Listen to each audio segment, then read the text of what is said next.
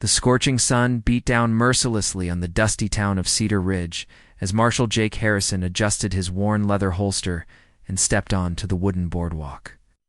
The year was 1887, and trouble had been brewing in this small Texas settlement for weeks. Cattle rustlers had been terrorizing local ranchers. Tensions were running higher than a summer fever. Jake wiped the sweat from his brow with the back of his weathered hand. At 32, he had seen more than his fair share of violence and lawlessness.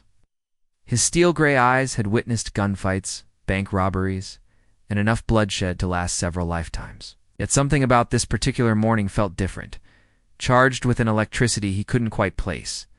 The sound of galloping horses caught his attention, and he turned to see a cloud of dust approaching from the east. 3 riders emerged from the haze, their mounts lathered with sweat and foam. Jake's hand instinctively moved to his Colt .45 as he recognized the lead rider, Tom Bradley, whose ranch lay about 5 miles outside of town. Tom's face was pale as death, his usual confident demeanor replaced by something Jake had rarely seen in the tough rancher: pure terror. Behind him rode his 2 ranch hands, both looking equally shaken. As they pulled up in front of the marshal's office, Tom practically fell from his saddle, his legs barely supporting his weight. "Marshal Harrison," Tom gasped, his voice cracking with emotion. "You need to come with us right now. There's been an attack at the Sullivan place." Jake's blood ran cold at the mention of the Sullivan Ranch. Everyone in Cedar Ridge knew about the small homestead where widowed Mary Sullivan lived with her 17-year-old daughter, Emma. Mary had lost her husband to consumption 3 years prior and had been struggling to keep the ranch running ever since. The community had tried to help where they could, but Mary was a proud woman who rarely accepted charity. "What kind of attack?" Jake demanded, already moving toward his horse. His black stallion, Thunder, seemed to sense the urgency and stamped restlessly at the hitching post. "The worst kind," Tom replied, his voice barely above a whisper. "We heard screaming from their place around dawn. By the time we got there, double quotes, he paused, swallowing hard. "Mary's been shot, Marshal. Shot bad. And Emma ... Tom's voice trailed off as he shook his head in disbelief. Jake's jaw tightened as he swung himself into the saddle. Emma Sullivan was known throughout the territory for her remarkable beauty and gentle spirit. Her golden hair caught sunlight like spun silk, and her green eyes held a warmth that could melt the hardest heart. More than one cowboy had tried to court her, but Emma had always been more interested in helping her mother maintain their small ranch than in romantic pursuits. "Is she alive?" Jake asked, though he dreaded the answer. "Both of them are, but barely," Tom replied as they spurred their horses into a gallop. "We managed to stop most of the bleeding, but Mary needs a doctor, something fierce, and Emma ... He glanced at Jake with a troubled expression. "She won't let anyone near her mother except family. She's been sitting there covered in blood, begging anyone who'll listen to make the bleeding stop." The group rode hard across the rolling Texas landscape, dust clouds marking their desperate journey. The cattle rustlers had been growing bolder lately, but attacking innocent women seemed beyond even their usual cruelty. This felt personal, calculated, as they crested the hill overlooking the Sullivan Ranch. Jake's heart sank. The small wooden house that had always been so well maintained now showed signs of violence. The front door hung askew on its hinges, and dark stains were visible on the porch boards. Several horses belonging to neighboring ranchers were tied near the house, indicating that word of the attack had already spread. Jake dismounted quickly and strode toward the house, his boots echoing on the damaged porch. Inside, the scene was even worse than he had imagined. The modest living room had been turned upside down, furniture overturned, and personal belongings scattered across the floor. The smell of gunpowder still hung in the air like a bitter reminder of the violence that had occurred in the bedroom at the back of the house. Jake found them. Mary Sullivan lay unconscious on her bed, her face as white as the cotton sheets beneath her. Her left shoulder was heavily bandaged, but already red stains were seeping through the white cloth. Dr. Peterson, the town's only physician, worked frantically over her still form, but it was Emma who captured Jake's immediate attention. The young woman sat in a chair beside her mother's bed, her usually pristine dress now stained with dark patches of dried blood. Her golden hair hung in disheveled strands around her face, and her green eyes held a wild, desperate look that Jake had seen too often in victims of violent crime. "Make an end to the bleeding, please," Emma whispered repeatedly, her voice hoarse from what must have been hours of crying and pleading. "She can't die. She's all I have left. Please make it stop." Dr. Peterson looked up as Jake entered the room, his expression grim. "Marshall, I've done what I can for now, but she's lost a lot of blood." The bullet went clean through her shoulder, but it nicked an artery. "If I can't get the bleeding completely stopped—" He didn't need to finish the sentence. Jake knelt beside Emma's chair, noting how she trembled despite the warm Texas air. "Emma," he said gently, "can you tell me what happened? Who did this to you and your mother?" Emma's eyes focused on his face for the first time since he'd entered the room. "3 men," she whispered. "They came just after sunrise. Said they were looking for something my father hid before he died. When Mother told them she didn't know what they were talking about, they... Her voice broke completely. "It's all right," Jake said softly. "You're safe now. Can you describe these men? Is anything distinctive about them?" Before Emma could answer, Dr. Peterson suddenly straightened with alarm. "Marshall, you need to see this," he said urgently. "When I was cleaning the wound, I found something unusual. Something that changes everything about this attack." Jake moved closer to the bed, his lawman's instincts fully engaged. Whatever the doctor had discovered, it was clear that this case was about to become much more complicated than a simple robbery gone wrong. Dr. Peterson carefully lifted a blood-soaked bandage from Mary Sullivan's shoulder, revealing something that made Jake's breath catch in his throat. Embedded in the wound, partially hidden beneath torn flesh and dried blood, was a small piece of metal that gleamed dully in the lamplight. But this wasn't a bullet fragment, as Jake had initially assumed. "It's a locket," the doctor said quietly, his weathered hands working delicately to extract the object without causing further damage. "It was pressed so deep into the wound that I almost missed it. The force of the bullet must have driven it into her shoulder." Jake examined the small silver locket, noting intricate engravings along its edges. The metal was tarnished with age, but he could make out what appeared to be initials carved into its surface. As he turned it over in his palm, a small catch revealed itself, and the locket popped open with a tiny click.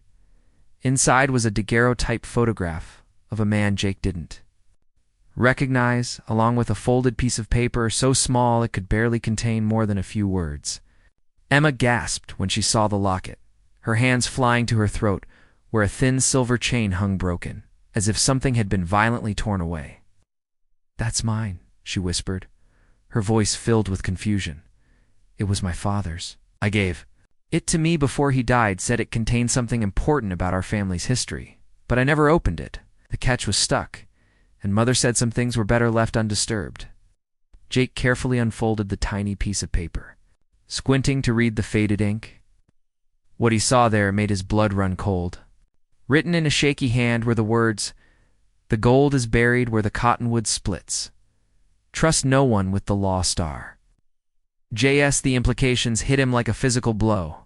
J.S., James Sullivan, Emma's father. The man had apparently hidden something valuable before his death, and whoever had attacked the Sullivan women knew about it. But the warning about not trusting someone with a law star suggested that James Sullivan had suspected corruption within the local law enforcement. Emma reached for the locket with trembling fingers, studying the photograph inside. "I've never seen this man before," she said softly. "Father never spoke much about his past. He said some memories were too painful to share."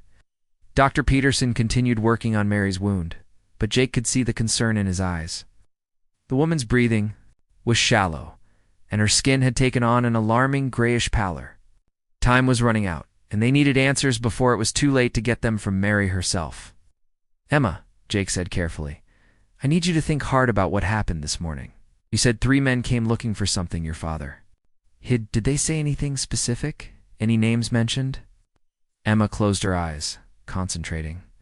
The leader was a tall man with a scar across his left cheek. He kept calling the others by names I didn't recognize.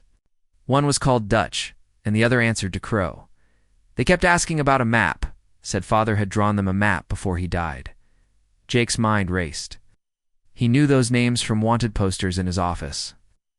Dutch Morrison and Crow Jensen were part of a gang that had been terrorizing settlements across 3 territories.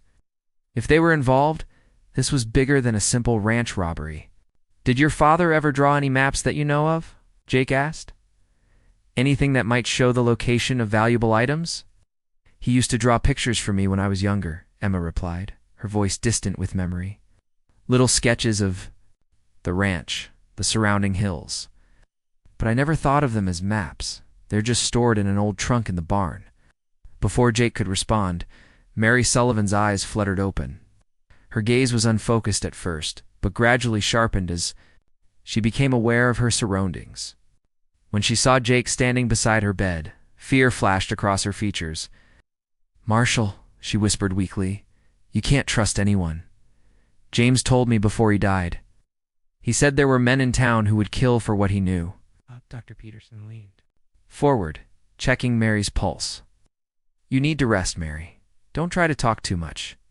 But Mary gripped Jake's wrist with surprising strength for someone so badly injured. "The gold?" she gasped. "James found something during the war.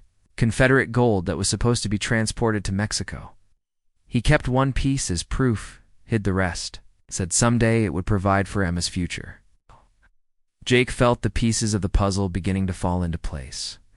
During the Civil War, it was rumored that Confederate forces had attempted to smuggle gold reserves out of Texas to prevent them from falling into Union hands. If James Sullivan had been involved in hiding that gold, it would explain why dangerous men were now hunting his family. "Where is this proof he kept?" Jake asked urgently. "The piece of gold he held back?" Mary's eyes drifted to Emma, and she managed a weak smile. Ow! "Tell him about the music box, darling. It's the one that plays your favorite lullaby." Emma's face lit up with understanding. "The music box on my dresser," she said excitedly. "It's been broken for years. The dancing lady inside doesn't turn anymore. Father always said he'd fix it someday, but he never did." Jake looked around the ransacked room, noting that Emma's dresser had been thoroughly searched. The drawers hung open, their contents scattered across the floor. If the music box contained evidence of hidden gold, it was likely that their attackers had already found it. "Emma, where is the music box now?" Jake asked, though he suspected. He already knew the answer. Her face fell as reality set in. "It's gone," she whispered. "Everything from my dresser is gone. They took it all." Mary's grip on Jake's wrist tightened once more. "There's something else," she said, her voice barely audible. "James made me promise to tell Emma on her 18th birthday about her real father." Emma's eyes widened in shock. "What do you mean? My real father?" "James Sullivan was my father." Mary shook her head weakly. "James was a good man who loved you like his own daughter. But your real father was someone else entirely. Someone whose enemies would stop at nothing to claim what they believe is rightfully theirs." The room fell silent, except for the sound of Mary's labored breathing and the distant voices of the ranchers gathered outside. Jake realized that this case had just become far more complex than he had imagined. Not only were they dealing with stolen Confederate gold, but Emma's true parentage apparently connected her to something even more dangerous. As if summoned by his thoughts, the sound of approaching horses reached their ears. Jake moved to the window and peered through the curtains, his hand instinctively moving to his gun. 3 riders were approaching the ranch, and even from a distance, he could see that they were heavily armed. "Emma," he said quietly, "I need you to stay with your mother and keep pressure on that wound." "Doctor, is she stable enough to be moved?" Dr. Peterson shook his head grimly. "Moving her now could restart the bleeding. She needs to stay put for at least another day." Jake cursed silently. They were trapped in the ranch house with a wounded woman, limited ammunition, and enemies approaching. Whatever secrets James Sullivan had taken to his grave, people were willing to kill for them. And somehow Emma held the key to it all. Jake peered through the window curtains, studying the approaching riders with the practiced eye of a lawman who had survived countless dangerous encounters. The 3 men rode with the confident swagger of those accustomed to taking what they wanted through force and intimidation. Leading them was indeed a tall man with a prominent scar running from his left temple down to his jaw, exactly as Emma had described. Dutch Morrison, Jake muttered under his breath, recognizing the outlaw. From several wanted posters. The man had a reputation for ruthlessness that extended across 3 territories, and the bounty on his head had grown substantially over the past 2 years. Behind Morrison rode 2 other figures Jake knew, by reputation if not by sight. Crow Jensen, a wiry man with black hair that hung to his shoulders, was known for his skill with both knife and pistol. The third rider, presumably the one Emma hadn't been able to describe clearly due to the chaos of the morning attack, was a heavy-set man with graying hair and the bearing of someone accustomed to authority. Jake quickly assessed their defensive position. The Sullivan ranch house was well built, but had only 2 exits, the front door and a back door leading to the kitchen. The windows were small and positioned high enough to provide some protection while still allowing for return fire, if necessary. Tom Bradley and his ranch hands had taken positions around the house, but Jake knew they were outnumbered and outgunned. "Emma," Jake said softly, turning back toward the bedroom, "I need you to listen carefully. Those men are coming back, and they're not going to leave empty-handed this time. Is there anywhere in this house where you and your mother could hide? A root cellar, perhaps, or a hidden space?" Emma shook her head, her green eyes wide with fear but also showing a determination that reminded Jake of her adoptive father. "There's nowhere to hide, Marshall. This house has no secrets, except the ones we just discovered." Dr. Peterson looked up from checking Mary's bandages. "Marshall, I can't guarantee she'll survive if there's any more violence. Shock alone could kill her." Before Jake could respond, Dutch Morrison's voice boomed across the ranch yard. "Marshall Harrison, we know you're in there. Come out and let's talk like civilized men." Jake moved closer to the window, careful to stay out of sight. "Do you want Morrison?" he called back. "It's just a friendly conversation about some property that belongs to my employer," Morrison replied, his tone mockingly pleasant. "See, it seems the late James Sullivan took something that wasn't rightfully his. We're here to collect what's owed." "James Sullivan died 3 years ago," Jake responded. "Okay, whatever business you had with him died with him." Morrison's laugh carried. "No humor. That's where you're wrong, Marshall. Dead men can still owe debts, especially when they leave behind family to pay those debts." In the bedroom, Mary Sullivan stirred at the sound of Morrison's voice. Her eyes snapped open with an alertness that seemed impossible given her condition.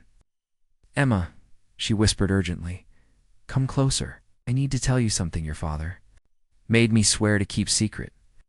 Emma knelt beside her mother's bed, leaning in to hear her weak voice. "Your real father," Mary continued, "was Captain William Morrison, a Confederate officer who served with James during the war. He was Dutch Morrison's older brother." The revelation hit Emma like a physical blow. She stared at her mother in disbelief, her mind struggling to process this information. "That man out there is my uncle," Mary nodded weakly. "William Morrison was a good man, nothing like his younger brother. He and James were friends, partners in trying to save that Confederate gold from falling into the wrong hands. When William was killed in a skirmish near the Mexican border, he asked James to protect his unborn child and the woman he loved." "My real mother?" Emma asked, her voice barely audible. "Died in childbirth 6 months after William's death," Mary replied. "James brought you to me, and we raised you as our own. But Dutch Morrison found out about the gold his brother had helped hide, and he's been searching for it ever since." Jake had been listening to this conversation while keeping watch on the men outside. Now he understood why Dutch Morrison was so determined. This wasn't just about Confederate gold. It was about a family legacy he believed belonged to him. "Marshall." Morrison called again, his patience clearly wearing thin. "I'm going to count to 10, and then we're coming in. One way or another, I'm getting what belongs to the Morrison family." Shh. Jake checked his revolver and the spare ammunition in his belt. 6 shots in the cylinder, plus maybe 18 more rounds in his gun belt, against 3 experienced killers. It wasn't encouraging odds, but he'd faced worse situations and survived. "Emma," he said quietly, "I want you to take that locket and hide it somewhere Morrison can't find it. Whatever happens here, that locket might be the only proof of your father's real identity and your rightful claim to anything he left behind." Emma clutched the silver locket to her chest, her mind racing. "There's something else." When I was a child, Father used to tell me stories about a brave soldier who fought in the war. He said this soldier had a special place where he kept his most treasured possessions, somewhere that could only be found when the moon was full and cast shadows in just the right way. Jake turned from the window, intrigued. Did he ever say where this place was? The old cottonwood tree near the creek, Emma replied. He said, when the moonlight hit the split trunk just right, it would reveal a secret that could change our lives forever. Dr. Peterson had been listening to this exchange while monitoring Mary's condition. That matches what was written in the locket, he observed. The gold is buried where the cottonwood splits. Outside, Morrison had begun his countdown. 5, 4, 3. Jake made a decision that would change all their lives. Instead of preparing for a defensive battle, he moved toward the front door. Morrison, he called out. Talk! But I'm armed, and if any of your men make a wrong move, this conversation ends with gunfire. That's more like it, Marshal Morrison replied. Come on out with your hands visible, but keep that iron right where it is. I respect a man who knows how to handle himself. Jake glanced back at Emma one last time. In that moment, he realized that somewhere between finding her covered in her mother's blood and watching her display courage in the face of mortal danger, his feelings toward the young woman had evolved beyond simple professional concern. Thought of anything happening to her filled him with a protective rage he hadn't felt in years. Keep pressure on your mother's wound, he told her softly. No matter what happens out there, don't leave her side. Emma nodded, but her eyes held a question that Jake couldn't answer. Would he be coming back? He honestly didn't know. As Jake stepped onto the front porch, the afternoon sun seemed unusually bright.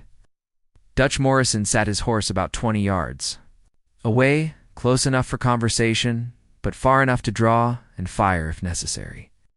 The family resemblance between Morrison and Emma was subtle but undeniable. The same strong jawline. The same determined set to the shoulders. Well, Marshal, Morrison said with a cold smile, I believe it's time we discussed my niece's inheritance. Jake kept his hand near his holster as he studied Dutch Morrison's face, looking for any sign of deception or sudden movement. The family resemblance to Emma was unmistakable now that he knew what to look for, but where Emma's features held warmth and compassion, Morrison's face showed only cold calculation and barely contained violence. So you know, Morrison said, his smile widening as he observed Jake's recognition. Good, that saves us some time. My brother William was always too noble for his own good, trusting people who didn't deserve it, like your friend James Sullivan. From what I've heard, James Sullivan was an honorable man who kept his word, Jake replied evenly, something that seems to run in short supply in your family. Morrison's expression darkened, but he maintained his composure. My brother died believing he was protecting something sacred, Marshal. Confederate gold that was meant to fund a new life for Southern families after the war. Instead, Sullivan buried it in the middle of nowhere and took that secret to his grave. Maybe he had good reason not to trust you with it, Jake suggested, noting how Crow Jensen's hand had moved closer to his pistol grip. Perhaps, Morrison admitted, but the war's been over for more than 20 years, Marshal. That gold could feed families, build schools, help people start new lives. Instead, it's rotting in the ground while my niece lives in poverty on a failing ranch. Jake had to admit there was logic in Morrison's words, but he'd seen too much of the man's handiwork to believe his motives were altruistic, or willing to shoot innocent women to get your hands on it. Morrison shrugged. Mary Sullivan wasn't supposed to get hurt. My men were instructed to search the house, nothing more. But she pulled a shotgun on them, and things got out of hand. Your version differs from what I was told, Jake said, his voice hardening. According to witnesses, your men shot first and asked questions later. Before Morrison could respond, Emma appeared in the doorway behind Jake. Despite his instructions to stay with her mother, she had apparently decided the conversation outside was too important to miss. She held her father's old hunting rifle, and though her hands trembled slightly, her stance showed she knew how to use it. Uncle Dutch, she said quietly, her voice carrying across the yard with surprising strength. I want to hear about my real father from you. Not the lies you've probably been telling yourself all these years. Morrison's entire demeanor changed when he saw Emma. The cold mask slipped, replaced by something that might have been genuine emotion. Emma, child, you look so much like your mother. Catherine was the most beautiful woman in 3 counties. "Tell me about my father," Emma insisted, ignoring the compliment. "Was he really the good man Mother said he was?" Morrison dismounted slowly, his hands visible and away from his weapons. "William Morrison was the best man I ever knew," he said, his voice softer now. "Everything I should have been and never was. He saved my life more times than I can count during the war, even though I didn't deserve it." Jake watched this family reunion with mixed feelings. The genuine emotion in Morrison's voice seemed real. But he'd learned not to trust outlaws who could turn deadly without warning. "If you loved him so much," Emma asked, "why are you dishonoring his memory by threatening innocent people?" Morrison's face hardened again, as William died protecting something that could have made a difference. That gold was supposed to help rebuild what the war destroyed. Instead, it's been sitting buried while people like you struggle to survive. Dr. Peterson appeared in the doorway, his medical bag in hand.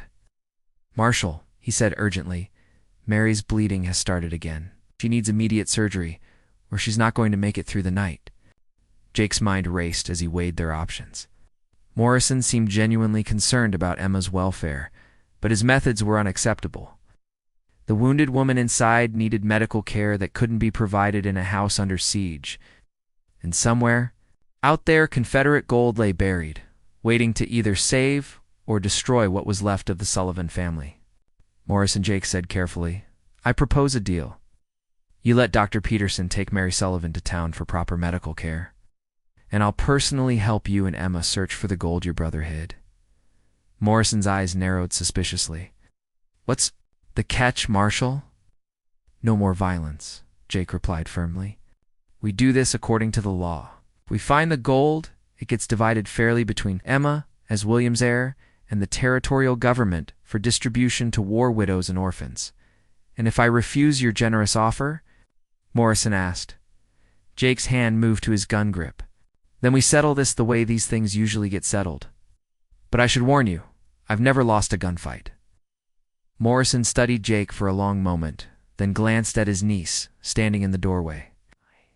Emma's green eyes held a mixture of hope and determination that seemed to affect even the hardened outlaw. "There's something you should know first," Morrison said finally. "We're not the only ones looking for that gold. There's a group of Union veterans who've been tracking it for years. They believe it belongs to the federal government by right of conquest." Jake felt his blood chill. "How many men?" "At least 6, maybe more. They're led by a former Union captain named Marcus Webb. He's been following our trail for weeks. He's not interested in fair divisions or legal settlements." Emma stepped forward, her rifle still ready, but pointed toward the ground. "How do we know you're telling the truth?" Morrison reached slowly into his saddlebag and withdrew a folded piece of paper. "This is a telegram I intercepted 2 days ago. Webb's men are camped about 10 miles north of here, waiting for us to locate the gold before they move in." Jake examined the telegram, noting the official military letterhead and coded language that suggested government authorization. If Morrison was telling the truth, they were caught between 2 groups of armed men, both willing to kill for the Confederate treasure. "Emma," Jake said, turning toward her, "what exactly did your father tell you about that cottonwood tree? Any details that might help us find the gold before Webb's men arrive?" Emma closed her eyes, concentrating, said the split in the trunk, pointed toward a rock formation that looked like a sleeping giant. But the treasure could only be found when the moon cast the shadow of the split trunk directly onto the giant's heart. Morrison nodded slowly. "That sounds like William. He always was fond of riddles and hidden meanings. The question is, when will the next full moon occur, Doctor?" Peterson had been listening to this conversation while keeping one eye on his patient. "According to my almanac, the full moon is tomorrow night," he said. "But Mary won't survive that long without proper surgical care." Jake made a decision that surprised everyone, including himself. "Morrison, I'm willing to trust you enough to let the doctor take Mary to town. But I want your word that you'll work with us to find this gold legally, and that you'll help protect Emma from Webb's men." Morrison holstered his pistol completely, a gesture of good faith that didn't go unnoticed. "You have my word, Marshal. Whatever else I am, I've never broken a promise to family." Emma lowered her rifle, tears streaming down her face. "All these years I thought I was alone in the world except for Mother.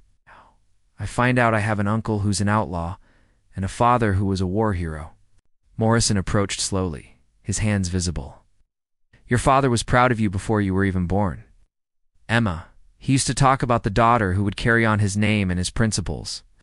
Jake watched this reunion with growing unease.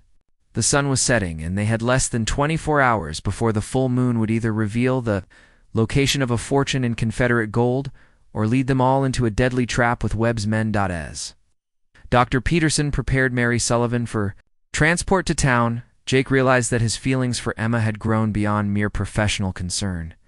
Tomorrow night, under the light of a full moon, he might have to choose between duty and love, between law and justice, between the life he had known and a future he had never dared to imagine. The journey to town with Mary Sullivan took longer than expected. Dr. Peterson insisted on moving slowly to avoid reopening her wounds, while Jake rode alongside the wagon scanning for Captain Webb's men. Dutch Morrison and his companions followed. At a respectful distance, maintaining their uneasy truce, Emma sat in the wagon's back, holding her mother's hand and whispering comfort as they bounced along the rough trail. Mary drifted in and out of consciousness, occasionally muttering about secrets that needed sharing and promises kept too long. Reaching Cedar Ridge's outskirts, Jake noticed unusual activity. Several unfamiliar horses were tied outside the saloon, and men in clean clothes suggesting military backgrounds lounged on the boardwalk with professional alertness. Webb's men are already here, Morrison said quietly, riding alongside Jake. They got tired of waiting for us to find the gold. Jake studied the strangers with growing concern. These Union veterans hunting Confederate treasure would be well trained, disciplined fighters approaching their objective with military precision, unlike Morrison's intimidation tactics. Dr. Peterson guided the wagon to his office, where town women waited to help with Mary's care. As they transferred the wounded woman inside, Emma caught Jake's arm. "Marshall," she said softly, "I've been thinking about Father's stories. The sleeping giant he mentioned, there's a rock formation upstream from the cottonwood tree that looks like a man lying down from certain angles." Jake nodded, filing this information. "We'll search tomorrow night when the moon is full. But first we need to deal with Webb's men." A tall man in a well-tailored suit emerged from the saloon, walking purposefully toward them. His bearing screamed military officer, even in civilian clothes, and Jake knew this was Captain Marcus Webb.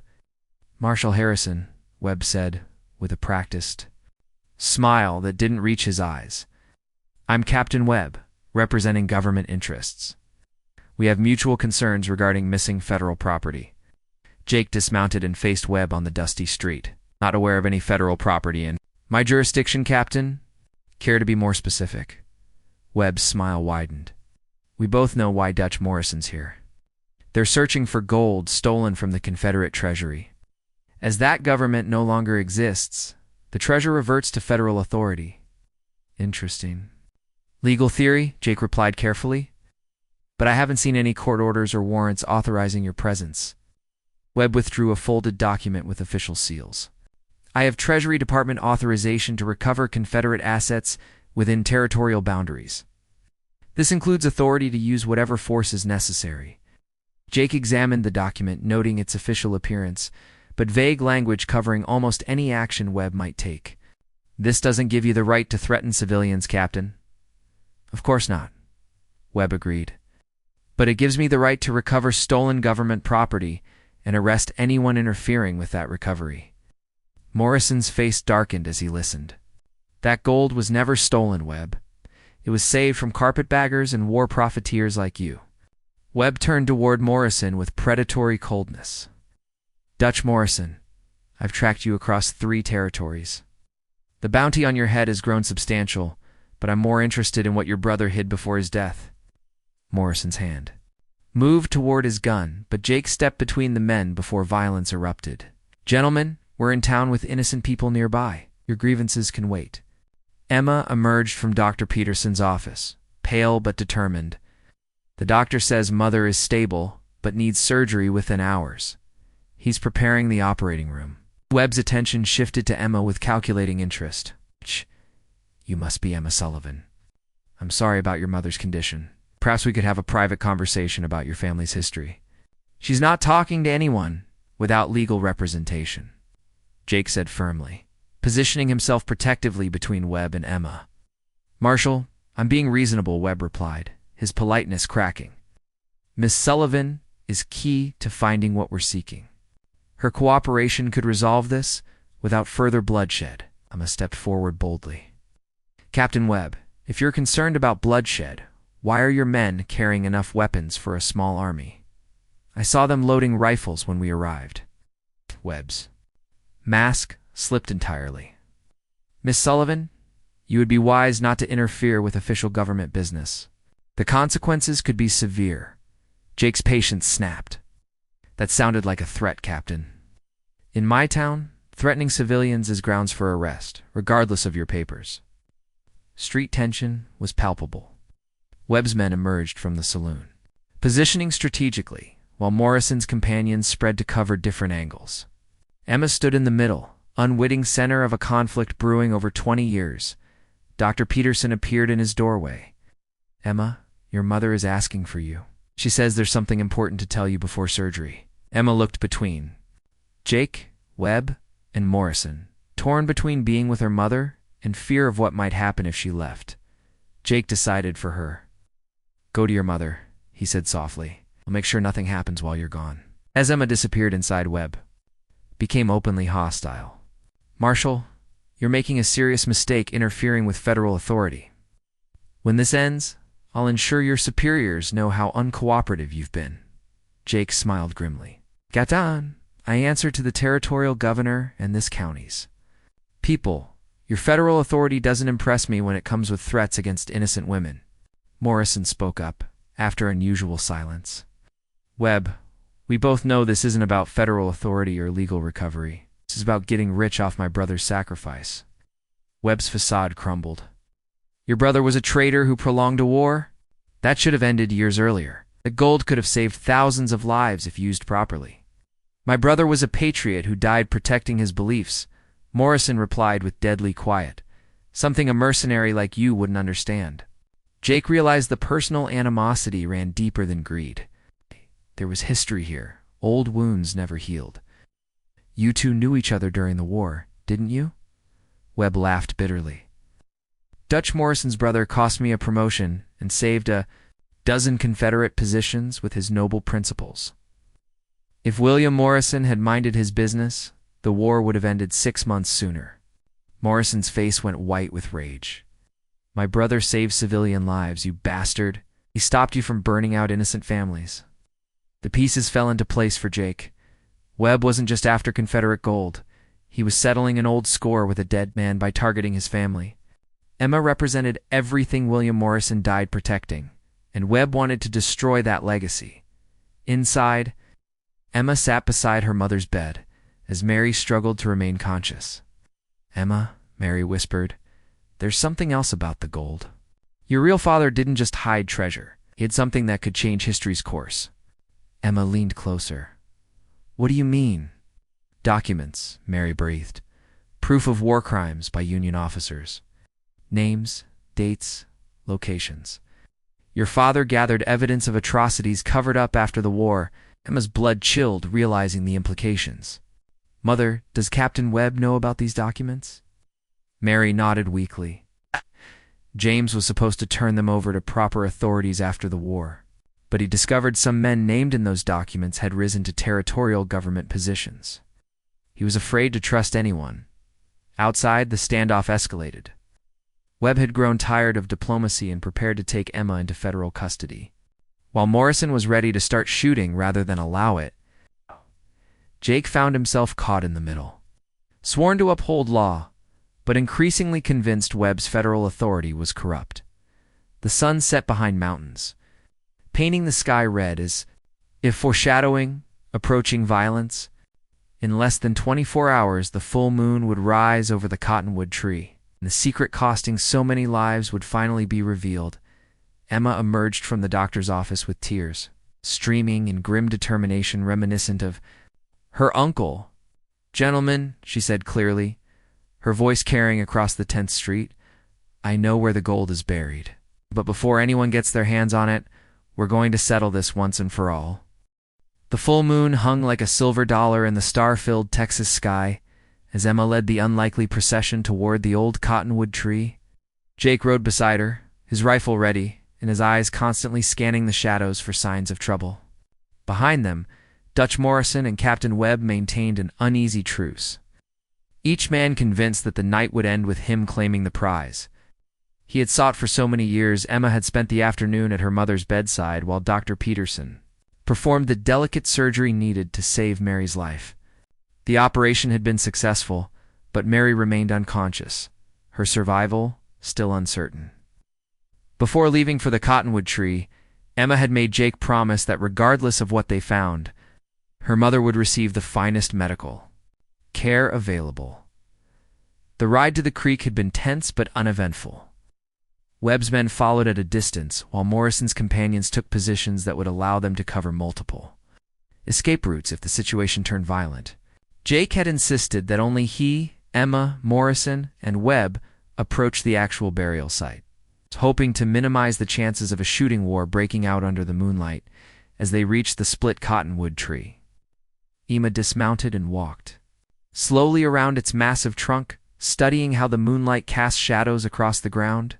The tree was ancient, its thick trunk split down the middle by some long-ago lightning strike, creating two distinct sections that had continued growing in slightly different directions. "There," Emma said softly, pointing toward a rock formation, "about 50 yards upstream, the sleeping giant father used to tell me about." Jake squinted in the moonlight and gradually made out what Emma was seeing. A collection of weathered boulders had been arranged by nature into the rough shape of a reclining human figure, the largest rock forming what could be interpreted as a head and torso. Morrison nodded slowly. "That's exactly the kind of hiding place William would choose. Obvious once you know what to look for, but invisible to anyone who didn't have the key." Webb dismounted and approached the tree, running his hands over the bark where the split occurred, according to my research. "Your brother was known for elaborate puzzles and hidden meanings. Where exactly should we be looking?" Emma positioned herself so that she stood directly between the split sections of the tree trunk, then watched how her shadow fell across the moonlit landscape. "Father said the shadow of the split had to point directly at the giant's heart," she murmured, adjusting her position slightly. Jake watched Emma work, struck again by her remarkable composure under pressure. Over the past 2 days, she had discovered the truth about her parentage, nearly lost her mother to violence, and learned that her family was connected to a treasure that men were willing to kill for. Yet she faced each challenge with a dignity and strength that reminded him why he had fallen in love with her. The realization hit him like a physical blow. Love. Somewhere between finding Emma covered in her mother's blood and watching her stand up to armed outlaws, Jake Harrison had fallen completely and irrevocably in love with a woman who deserved far better than an aging marshal with too many scars and too few prospects. "Here," Emma announced, her shadow now pointing directly toward the largest boulder in the formation. "This is where Father said the treasure would be revealed." The four of them approached the rock formation cautiously, each man's hand near his weapon despite their temporary alliance. As they drew closer, Jake could see that the largest boulder had a small cave-like depression at its base. It's just large enough for a man to crawl inside. Morrison knelt beside the opening and peered into the darkness. "There's definitely something in here," he said, his voice tight with excitement. "Looks like a wooden chest of some kind." Webb pushed forward eagerly. "Let me see. I have more experience with military containers." Jake stopped him with a firm hand on his shoulder. "Emma goes first. This is her father's legacy, and she has the right to see what he left behind." Emma looked at Jake with gratitude and something deeper that made his heart race. She knelt beside the cave opening and carefully reached inside, her fingers finding the edges of what felt like a sturdy wooden box. With considerable effort, she managed to drag the container out into the moonlight. The chest was smaller than any of them had expected, roughly the size of a saddlebag and bound with iron straps that had held firm despite more than 20 years of burial.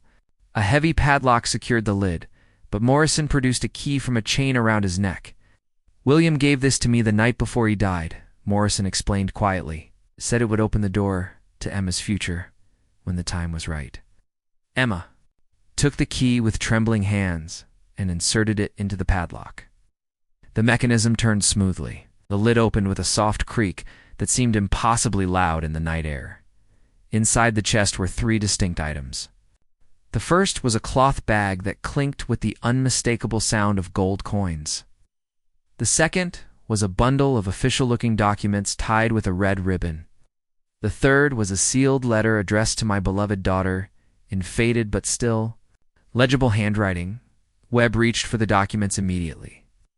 But Jake's pistol appeared in his hand faster than the eye could follow.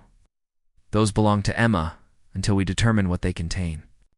Emma opened the letter first, her eyes filling with tears as she read her father's words by moonlight.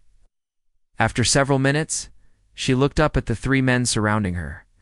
He says the gold is mine by right of inheritance, but the documents are meant for the territorial governor.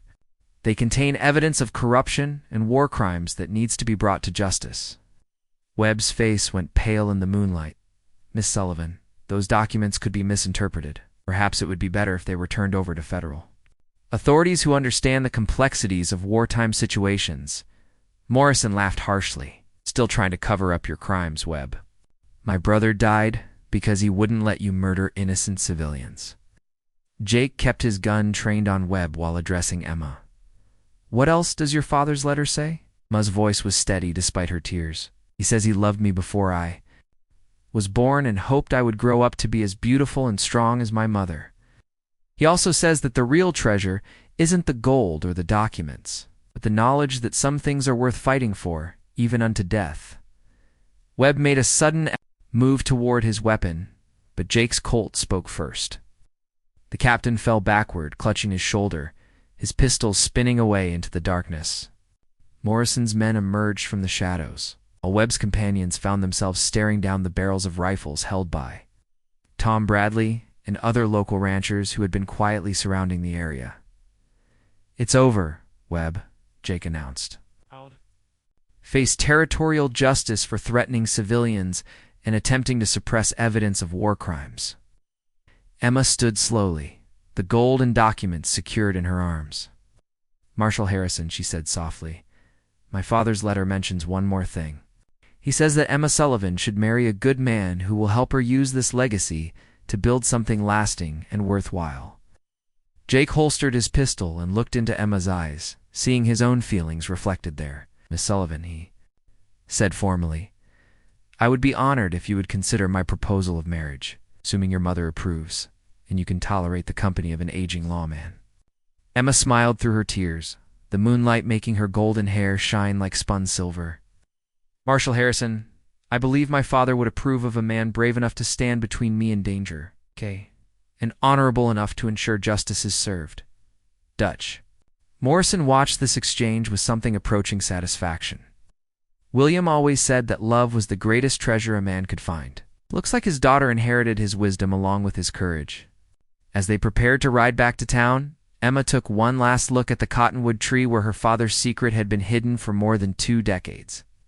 Make an end to the bleeding, please, she whispered, remembering her desperate words from the morning that seemed like a lifetime ago. The bleeding had stopped, both literally and figuratively. Her mother would recover, the truth about her father's sacrifice would finally be known, and she had found love with a man worthy of the legacy. William Morrison had died protecting.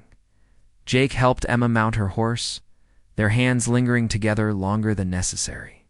As they rode towards Cedar Ridge under the light of the full moon, he realized that sometimes the greatest treasures weren't buried in the ground, but found in the hearts of people brave enough to fight for justice and love.